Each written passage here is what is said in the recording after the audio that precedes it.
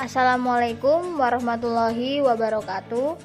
Kami dari kelompok 5 akan menyampaikan materi tentang kontribusi masyarakat dalam penegakan anti korupsi. Berikut nama-nama dari kelompok kami.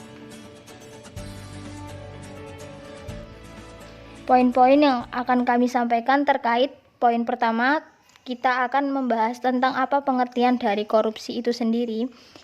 Poin kedua, tentang apa saja penyebab terjadinya korupsi. Poin ketiga, tentang apa solusi dan strategi dalam penegakan anti korupsi. Poin terakhir yaitu poin 4, tentang peran dari masyarakat terhadap penegakan anti korupsi.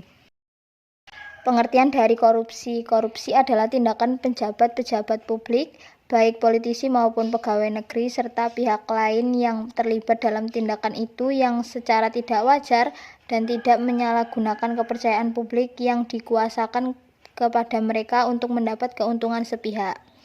Korupsi ini sering kali terjadi dikarenakan adanya sifat tamak atau rakus manusia serta kekurangan moral yang seringkali menjadikan seorang mudah tergoda untuk melakukan korupsi.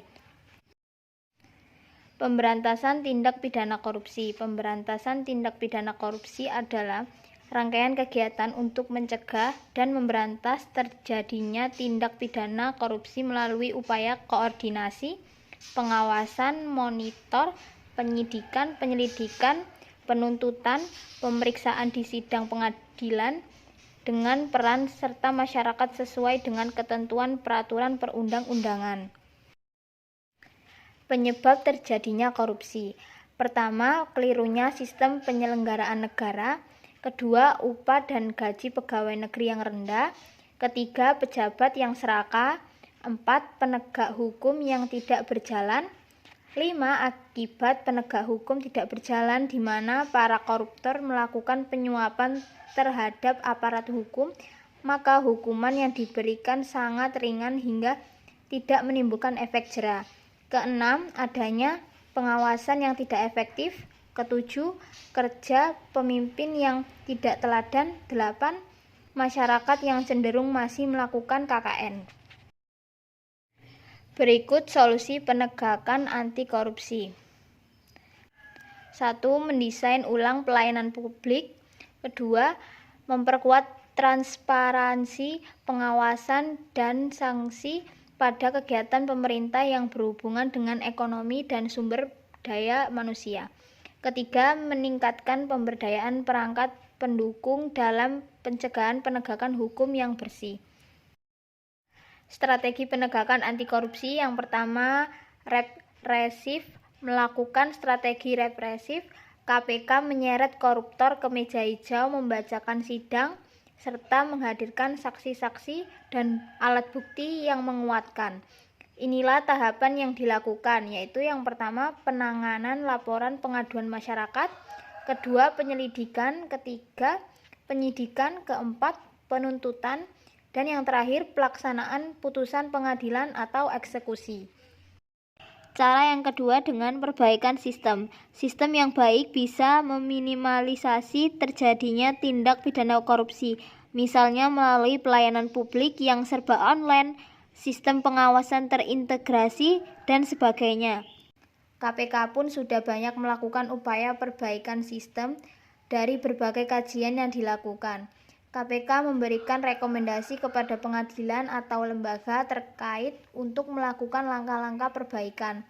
Selain itu juga dengan penataan layanan publik melalui koordinasi dan pengawasan pencegahan serta mendorong keterbukaan penyelenggara negara. Cara yang ketiga dengan edukasi dan kampanye.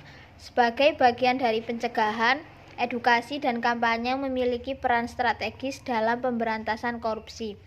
Melalui edukasi dan kampanye, KPK membangkitkan kesadaran masyarakat mengenai dampak korupsi, mengajak masyarakat untuk terlibat dalam gerakan pemberantasan korupsi, serta membangun perilaku dan budaya anti korupsi. Tidak hanya bagi mahasiswa dan masyarakat umum, namun juga anak usia dini, taman kanak-kanak, dan sekolah dasar. Yang terakhir tentang peran masyarakat dalam penegakan anti korupsi. Peran serta masyarakat dalam upaya pencegahan dan pemberantasan tindak pidana korupsi diwujudkan dalam bentuk antara lain mencari, memperoleh, memberikan data atau informasi tindak pidana korupsi, dan hak menyampaikan saran dan pendapat serta bertanggung jawab terhadap pencegahan dan pemberantasan seperti yang tercantum dalam Undang-Undang Nomor 31 Tahun 1999 dan Undang-Undang Nomor 20 Tahun 2001 tentang pemberantasan tindak pidana korupsi pada pasal 41 ayat 2. Adapun dukungan terhadap efektivitas penegakan hukum dapat disebutkan sebagai berikut. 1. Mengenal korupsi lebih dekat. 2. Mengetahui hak dan kewajiban dalam hukum yang berkaitan dengan pemberantasan korupsi. Dan yang terakhir, tentang kerjasama dan komitmen. Kesimpulannya, berdasarkan hasil yang kelompok kami dapat memaparkan bahwa pandangan masyarakat mengenai penegakan anti korupsi menyatakan bahwasanya masih banyak masyarakat yang kurang puas dengan penanganan pemerintah dalam upaya penegakan korupsi di Indonesia.